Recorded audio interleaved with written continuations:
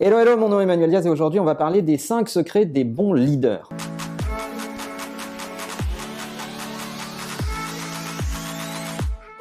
Dans beaucoup d'organisations, on parle de la crise du management et du management de proximité. Il y a cette obsession à vouloir rajouter des managers face à des problèmes de disruption, de changement, de transformation digitale. On en parle souvent ici sur la chaîne. Est-ce que la bonne façon de faire, c'est de rajouter des managers ou est-ce que la bonne façon de faire, c'est de se poser la question de est-ce qu'on explique bien où on va et pourquoi on y va? Parce que c'est pas tout à fait le même diagnostic et ce ne sont donc pas tout à fait les mêmes conclusions à mener. De mon point de vue, il y a peut-être une crise managériale, c'est-à-dire peu de managers de proximité qui font correctement le travail, mais il y a surtout une crise de leadership, c'est-à-dire qu'il manque dans les organisations des vrais leaders qui sont capables d'emmener des organisations dans leur transformation de façon globale. Alors, quelle est la différence entre un manager et un leader? On en a déjà parlé sur la chaîne il y a maintenant assez longtemps, on va vous remettre les épisodes en référence, et ce dont je voulais parler aujourd'hui, ce sont finalement les 5 caractéristiques d'un bon leader. Avant de rentrer dans les détails, on va distinguer management et leadership. Le management, on lui demande de mettre sous tension positive les équipes opérationnelles pour qu'elles atteignent des objectifs opérationnels.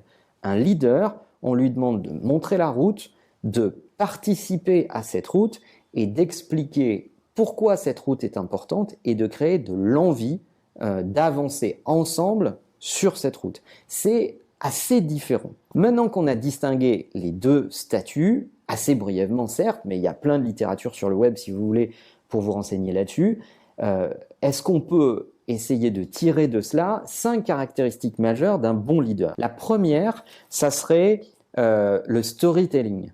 En fait, un bon leader doit être capable de bien raconter l'histoire de où on veut aller et de créer de l'envie, de l'engouement. C'est assez différent du management qui, lui, va plutôt établir les étapes par lesquelles on va passer pour arriver au résultat. Le leader, il vend la destination et il explique pourquoi cette destination est importante dans l'histoire globale de la boîte.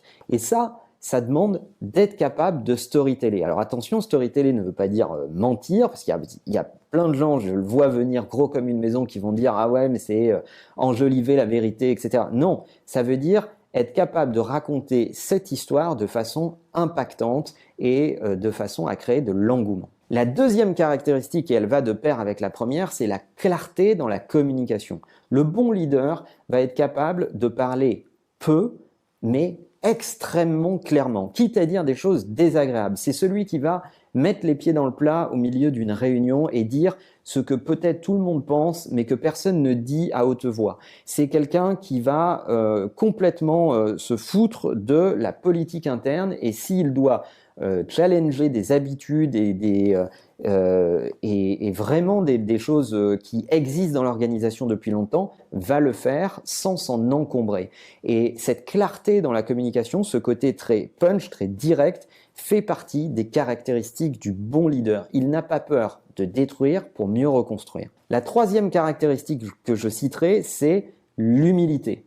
Il faut absolument que le leader ait déjà réglé ses propres enjeux d'ego. Il faut qu'il se soit prouvé des choses à lui-même et qu'il en ait prouvé à d'autres à travers sa carrière pour pouvoir être dans une approche humble dans la façon dont il conduit ses troupes dans ce chemin vers les challenges qui les attendent. Il faut donc qu'il ait des convictions fortes, mais il faut aussi qu'il soit capable d'autocritique et d'autocritique publique et qu'il soit capable de dire quand il s'est trompé et pourquoi il va falloir changer, etc., etc. Cette caractéristique de l'humilité va normalement créer de l'union autour de lui parce qu'on va reconnaître en lui une capacité à être honnête et intègre et donc avoir envie de le suivre, qui est la caractéristique d'un leader. La quatrième caractéristique, c'est le réalisme. Si vous avez un leader qui vous fixe des objectifs complètement inatteignables et que toute l'organisation se dit mais il rêve complètement parce que ça fait très longtemps qu'il n'a pas fréquenté la réalité du terrain et donc les objectifs qu'il fixe sont vraiment très loin de ce qu'on est capable de faire, eh bien vous n'allez emmener personne, vous allez juste avoir des gens polis en face de vous qui vont sourire, dire oui, mais ne jamais penser qu'ils vont pouvoir arriver à cela, ce qui est assez ennuyeux parce que vous allez créer vraiment des fractures à l'intérieur de vos équipes.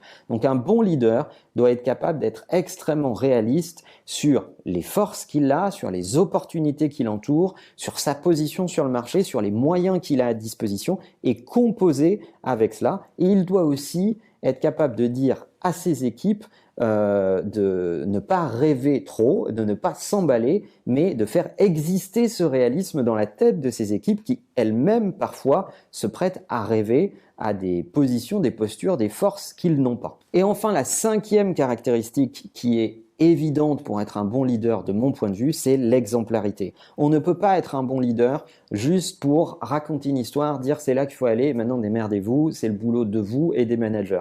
Non, il faut aller dans les tranchées soi-même, il faut faire des choses soi-même, il faut faire partie de l'opérationnel, aller s'asseoir à côté des gens, être dans les dossiers pour avoir cette légitimité de leadership. Et plus vous allez aller de temps en temps dans l'opérationnel et essayer de vous en imprégner pour mieux alimenter votre vision de leader, plus vous serez admis en tant que leader. Alors votre boulot n'est pas de faire à la place des opérationnels, mais votre boulot est de comprendre la réalité des opérationnels et cette exemplarité-là va alimenter un leadership sain et réaliste. De mon point de vue, on est trop obsédé à l'idée de rajouter des managers pour mieux gérer tout un tas de choses qui ne marchent pas et pas assez obsédé à l'idée de rajouter de véritables leaders qui vont vraiment challenger des choses dans les organisations, vraiment les secouer, quitte à être dérangeants. Et je pense que c'est de plus de leaders dont on a besoin et peut-être d'un peu moins